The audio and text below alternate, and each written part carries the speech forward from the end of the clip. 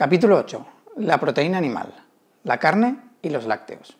En este capítulo, lamentablemente, voy a tener que desaconsejaros el consumo de proteína animal, tanto de carne como de lácteos. Ahora bien, no se trata solo de deciros, no consumáis esto. Vamos a ver el porqué, vamos a ver cuáles son los motivos por los cuales no debemos consumir este tipo de alimentos. Pero antes de comenzar con el capítulo, a mí me gustaría deciros que yo como carne y como proteína animal, como yogur, como queso, pero trato de hacerlo con moderación. De hecho, yo en mi casa no compro carne. Entre semana no como carne directamente. No la compro y así no debo comerla. ¿Que voy a comer a casa de mis padres? ¿Que voy a comer a casa de mi suegra? ¿Que me voy con los amigos a cenar por ahí o a comer por ahí? Pues es muy difícil evitar el consumo de carne. Principalmente porque la oferta gastronómica es bastante pobre. Y en segundo lugar porque hay que reconocer que la carne está buena. Y hay que tener mucha fuerza de voluntad para decir que no. Por tanto, lo mejor, en mi caso, es evitar la tentación entre semana y aunque consumas un poco el fin de semana, también sin basarte, pues al menos estás manteniendo cierto equilibrio en tu salud.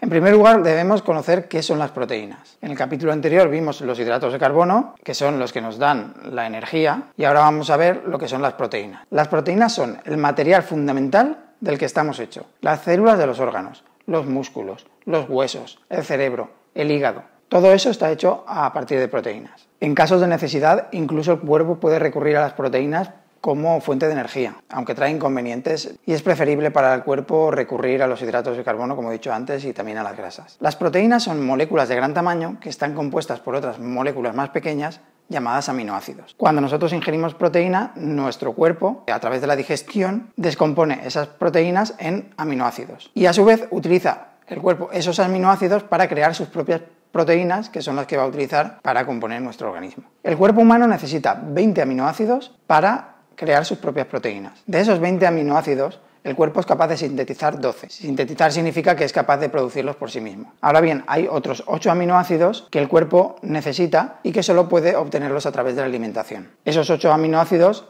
los llamamos, por tanto, aminoácidos esenciales. Estos son la valina, la leucina, la isoleucina, fenilalanina, treonina, metionina, lisina y triptófano. Seguro que este último te suena un poco. Aparte, la arginina y la histidina son también esenciales, pero solo durante el crecimiento. Para una correcta síntesis de las proteínas, los aminoácidos deben estar en una proporción adecuada. Si algún aminoácido está en menor proporción, el resto de aminoácidos se va a ver afectado proporcionalmente. Algunos aminoácidos tienen una estrecha relación con el comportamiento. De hecho, las neuronas del sistema nervioso se comunican a través de unas moléculas que se fabrican a través de los aminoácidos. Estamos hablando del triptófano y de la fenilalanina.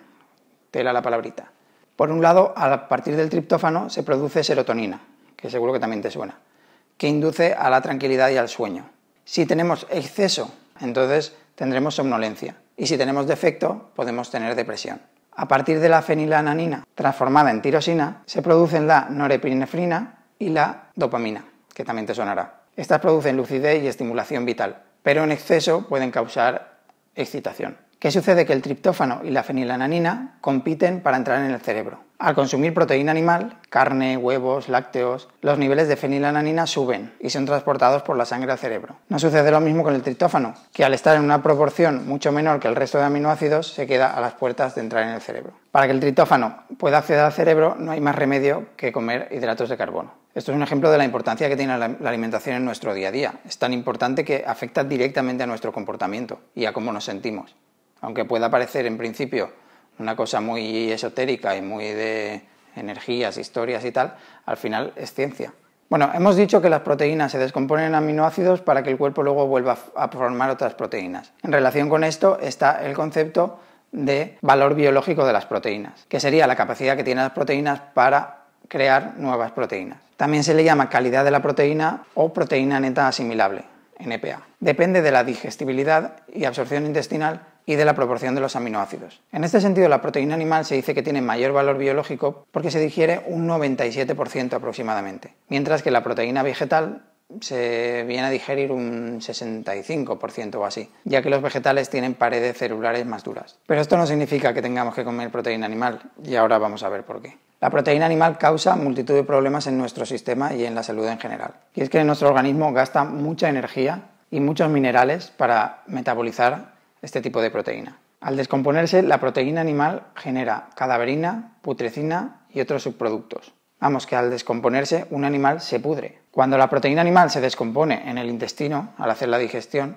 produce unas bacterias que son nocivas y que van en contra de otras poblaciones bacterianas que son beneficiosas. Estas bacterias nocivas además no permiten la absorción de vitaminas y minerales y además generan unos residuos más o menos tóxicos que van a pasar a nuestra sangre. Se aumenta el nivel de urea, de nitrosaminas y otros elementos que van a hacer que nuestro organismo sufra. En resumen, la proteína animal acidifica la sangre, generando putrefacción y pérdida de flora intestinal. Envejece, alimenta las células cancerígenas, sobrecarga el hígado y los riñones, provoca deficiencia de calcio y osteoporosis y en general debilita lentamente desde dentro. El doctor Hiromi Shinya, no sé si se pronuncia así, explica todo esto muy bien en un libro llamado La enzima prodigiosa. Este doctor es uno de los inventores de la colonoscopia y es un experto en cirugía abdominal. Pero no es el único que ha llegado a esta conclusión. El científico nutricionista Colin Campbell hizo un estudio bastante famoso, bastante importante, llamado el estudio de China, donde detalla la relación entre la alimentación y el desarrollo de enfermedades cardiovasculares, de diabetes y de cáncer. Y también de la capacidad de reducir el riesgo e incluso invertir esta situación simplemente con un cambio de alimentación. Este estudio es muy importante porque se efectuó a lo largo de 20 años en la China rural y es difícil encontrar estudios de este tipo que duren tantos años. La conclusión era que la gente que comía más productos de origen animal tenía más enfermedades crónicas, mientras que la gente que comía productos de origen vegetal era más saludable. Nos centramos ya en el principal producto de origen animal, que es la carne. La carne siempre ha sido un elemento de prestigio social y siempre se ha utilizado o porque tenías mucho poder adquisitivo o para celebraciones. La incorporación de la carne a la dieta diaria es algo bastante reciente. Hoy se sabe que la carne es rica en grasa saturada, sube el colesterol y no tiene fibra ni antioxidantes ni ciertos oligoelementos que te protegen contra el cáncer o enfermedades cardiovasculares. Los vegetarianos tienen la tensión más baja, los huesos más fuertes y menos cáncer y ataques al corazón. En la carne podemos encontrar todos los aminoácidos esenciales en una proporción similar a las del hombre. Por eso, como hemos dicho antes, se acepta que tiene un alto valor biológico. Sin duda se trata de una forma rápida y fácil de obtener todos los aminoácidos esenciales que necesitamos, pero tienen un inconveniente. Son una proteína de segunda categoría, digamos. En primer lugar, porque los animales crean sus propias proteínas para fabricar sus tejidos, pero además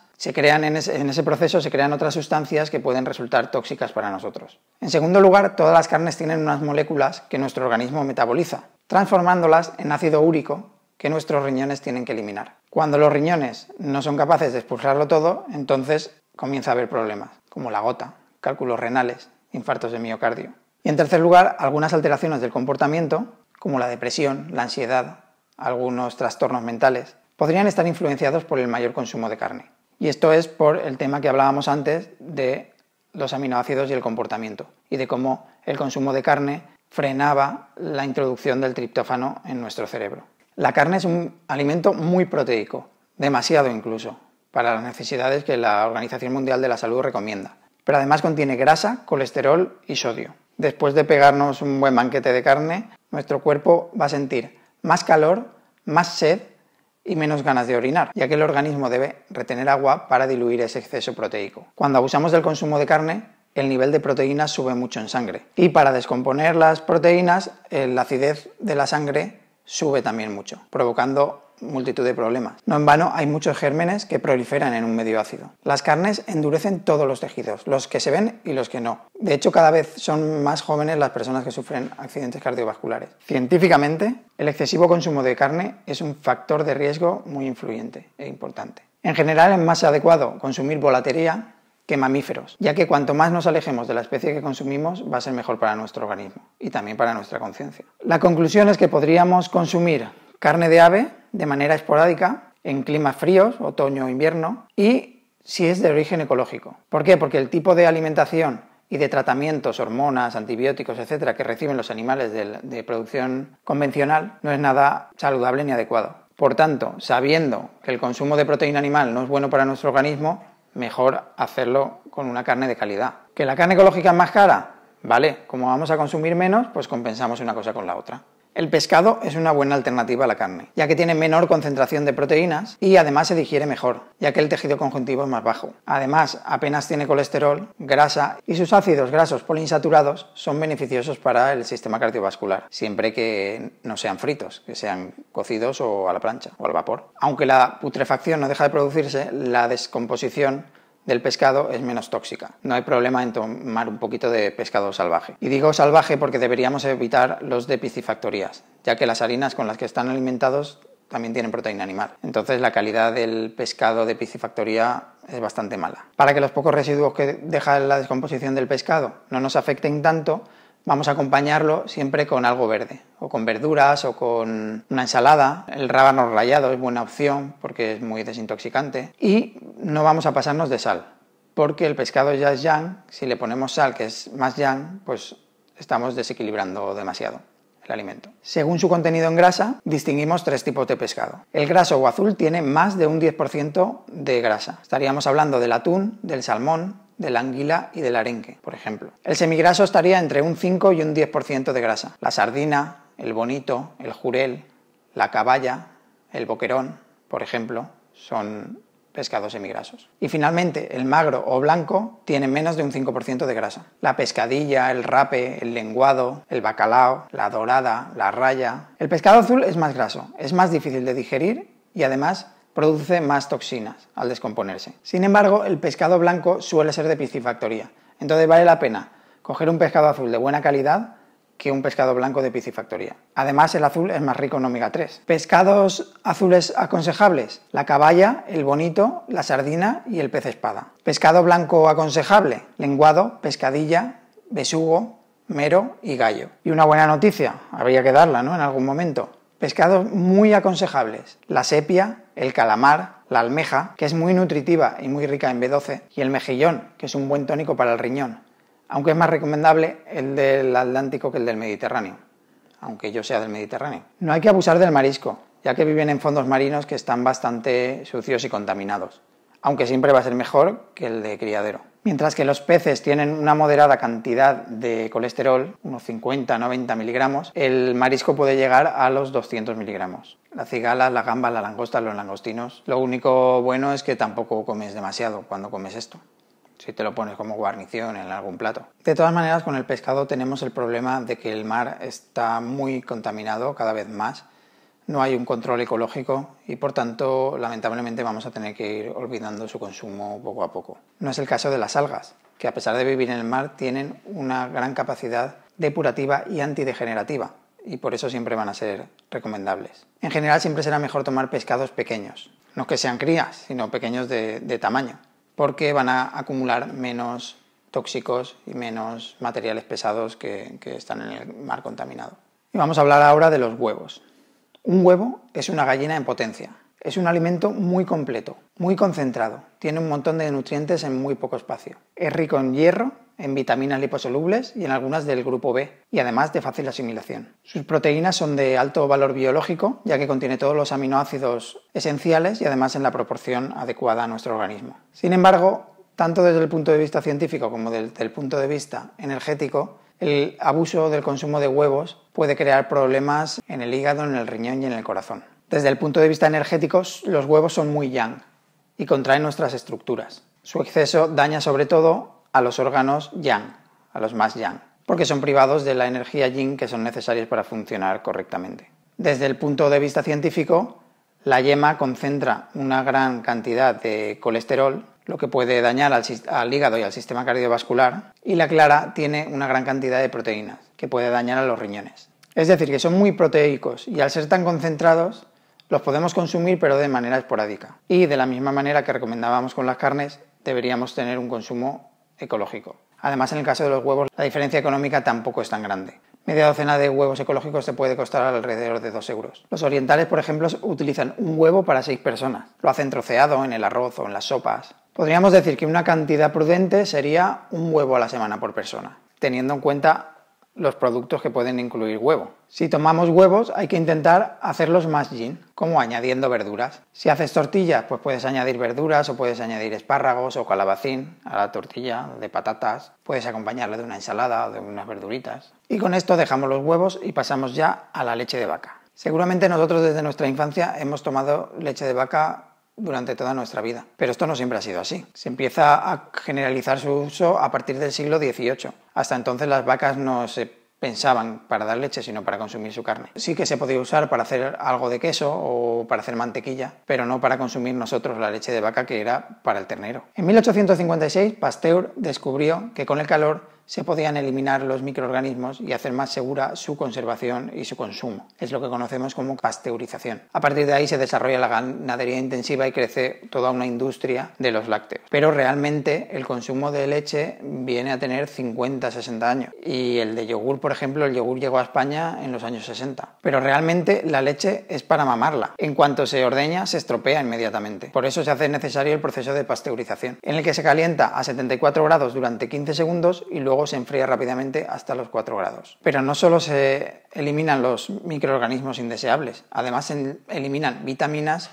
y las enzimas que serían necesarias para digerir esa alta cantidad de proteínas que tiene la leche. Otro proceso que se añade, además de la pasteurización, es la homogeneización, para que la leche tenga una textura más agradable. En este proceso se reduce el tamaño de los glóbulos de grasa al menos 10 veces. Y esto tiene el problema de que algunas hormonas bovinas, al ser tan reducido el tamaño, pueden atravesar nuestro intestino y producirnos problemas de salud. La leche es un alimento muy completo. De hecho, es capaz de nutrir y hacer crecer a un bebé. Contiene proteínas, grasas, hidratos de carbono, minerales, vitaminas, todos además perfectamente asimilables para un lactante, pero está diseñada para eso, para un lactante. Y en concreto la leche de vaca está diseñada para que crezca un ternero. La cantidad y calidad de los aminoácidos que contiene la leche de vaca es muy diferente a la leche humana. La leche de vaca produce un desarrollo veloz de los músculos y de los huesos. Sin embargo, la leche humana produce un desarrollo del sistema nervioso. En la leche humana las proteínas más importantes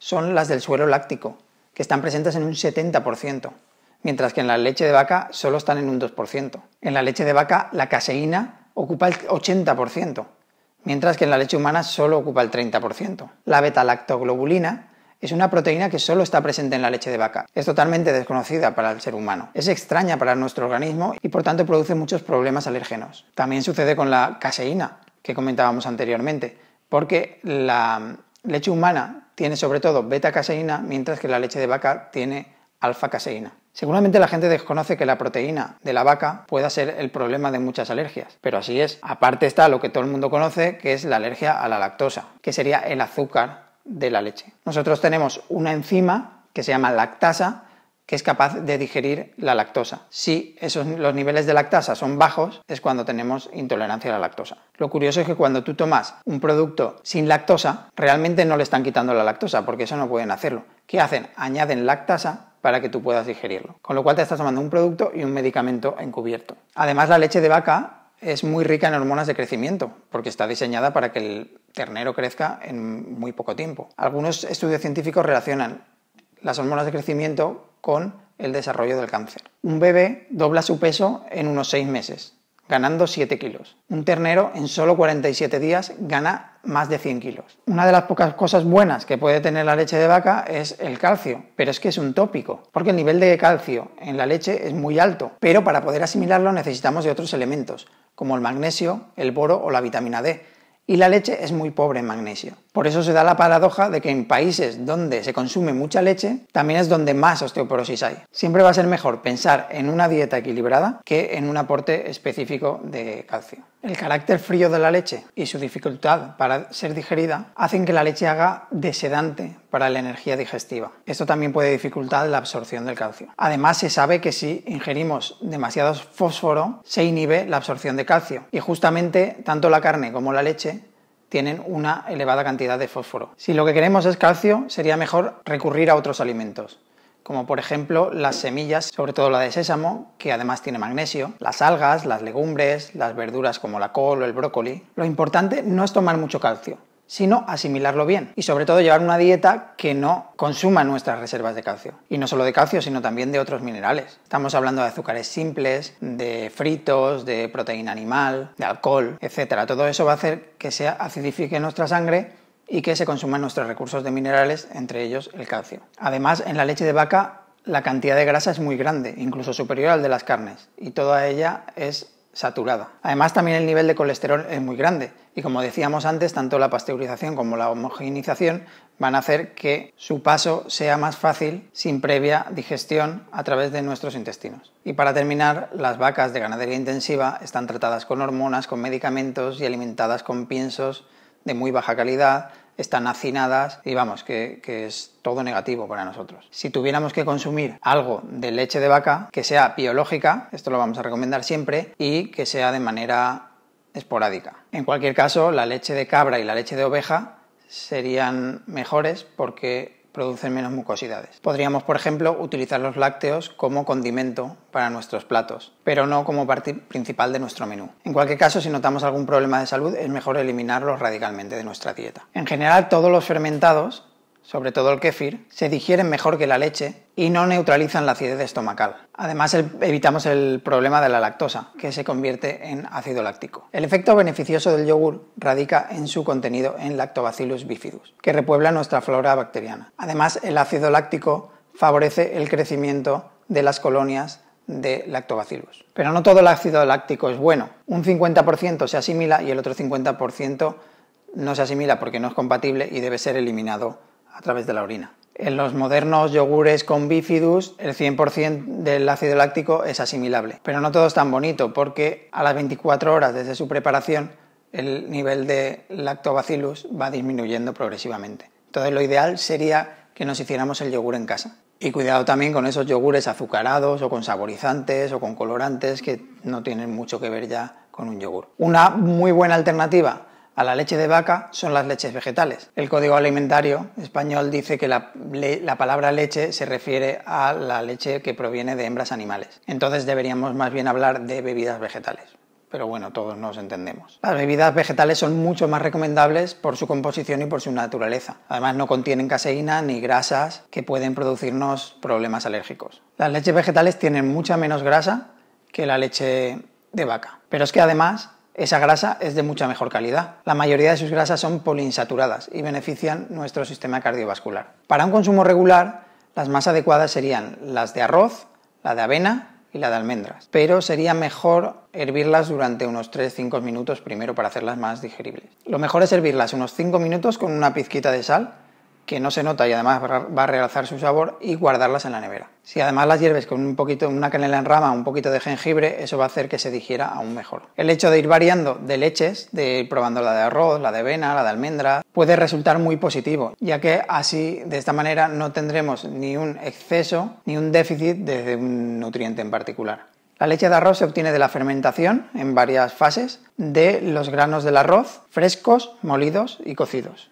Se digiere al 100% y no tiene gluten. Entonces es ideal cuando tenemos algún problema intestinal. Su digestibilidad es tan buena que es ideal a los bebés cuando empiezan a diversificar y a consumir diferentes alimentos, y también para las personas de edad avanzada. Tienen niveles de calcio y de proteínas muy altos. Por eso rara vez vemos una leche de arroz que tenga calcio añadido, como si así sucede por ejemplo con la de avena. Es ideal para el verano porque es muy refrescante y además tiene una gran carga de carbohidrato de buena calidad, lo que nos va a dar bastante energía. Es muy rica en azúcares de asimilación lenta y además su contenido en grasa es muy bajo, solo un 1%, y además son grasas poliinsaturadas. De esta manera es muy útil para dietas adelgazantes. Ojo que no tiene nada que ver con el agua de arroz, en el que se pone a hervir el arroz y el arroz suelta el almidón y te bebes ese agua, y que se utiliza sobre todo para cortar la diarrea. En el caso de la leche de arroz, en el proceso de fermentación ya se ha roto el almidón y el producto resultante tiende más a regular, a poner orden intestinal. La leche de avena se obtiene con avena integral, agua, aceite de girasol sin refinar y sal marina. Gracias a una acción de las enzimas, el almidón de la avena se convierte en maltodextrina, maltosa y glucosa, dando lugar a un alimento muy digestible, además de muy rico en glúcidos lentos. Es muy versátil, caliente o fría, es ideal para el desayuno o para acompañar en guisos, para hacer una salsa, en batidos, helados. Es muy rica en fibra, por lo que nos va a venir bien para el sistema cardiovascular, también para el estreñimiento, también para favorecer la flora intestinal. También es buena para dietas de adelgazamiento porque sus azúcares lentos van a favorecer la actividad del páncreas y de la tiroides y además combate la retención de líquidos. Además es buena para estudiantes, por ejemplo, o para una actividad mental porque calma la ansiedad y fortalece los nervios. Aporta también vitaminas del grupo B y entonces son muy buenas para la relajación. A mí particularmente es la que más me gusta. Respecto a la leche de soja, decir que la soja es una legumbre muy rica en proteínas, contiene todos los aminoácidos esenciales y además es de la que menos grasa tiene, es muy baja en calorías. Pero la soja es una legumbre de naturaleza fría y su zumo también, por lo que su consumo enfría el fuego interno y puede producirnos gases y digestiones débiles. Es una bebida vegetal que yo creo que es la menos recomendable y si la tomamos deberíamos servirla al menos 25 minutos, con un poquito de sal o de alga kombu. La leche de almendras es rica en proteínas y en grasas, de las cuales el 20% son poliinsaturadas y no contiene gluten. No procede de un cereal como la de arroz o la de avena ni de una legumbre como la de soja, sino de un fruto oleaginoso, por lo tanto da mucha energía. Nos aporta más calorías y azúcares de rápida absorción. En caso de tos seca, la leche de almendra nos ayuda a lubricar el pulmón, pero tiene que ser leche de almendra sin azúcar. De las bondades de la almendra hablaremos también en otro capítulo aparte, en el de semillas y frutos secos. La leche de avellana sería similar a la de almendras, con un gran aporte energético y de azúcares de rápida absorción. Además, tampoco contiene gluten. Además, tiene una buena relación entre calcio y fósforo, lo cual es muy bueno para las mujeres embarazadas y para las lactantes y para los adolescentes en edad de crecimiento, así como para personas de edad avanzada. También es rica en fibra, por lo tanto es buena también para el estreñimiento y además su proporción en aminoácidos también es muy adecuada. Sin embargo, es muy potente energéticamente, por lo tanto deberíamos consumirla solo esporádicamente o acompañada o mezclada con otras leches o en los guisos o algo así, pero no como uso habitual. Y voy a terminar, ya que soy de Valencia, pues hablando un poco de la horchata de chufa. Mira, aquí tenéis unas pocas chufas. A mí me encanta comérmelas así. Las puedes poner a remojo y comértelas así, las chufas, o a mí así directamente así me gustan. Están buenísimas. Un pequeño bocado de horchata concentrado. Contribuye a la reducción de colesterol y de triglicéridos.